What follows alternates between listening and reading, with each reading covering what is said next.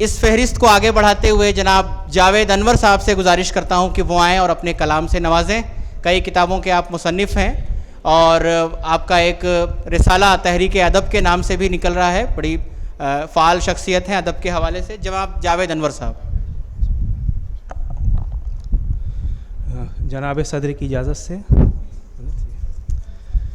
ये जो भी काम हो रहे हैं, रिसाला निकल रहा है, पढ़ाई जा रही है, ये एक जुनून का मामला है।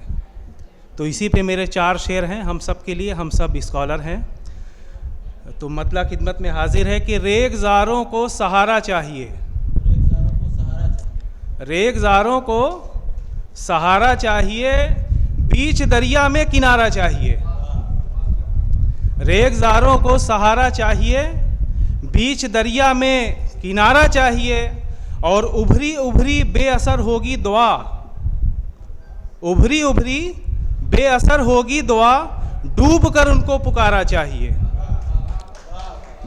और शेर देखें कि ये ज़मीं छोटी है पैरों के लिए, ये ज़मीं छोटी है पैरों के लिए, आसमां तक सर हमारा चाहिए।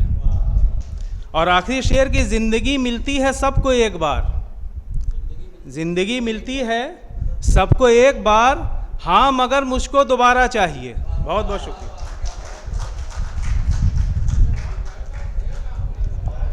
बहुत इख्तिसार से काम लिया जावेद साहब ने, बहरहाल बहुत शुक्रिया।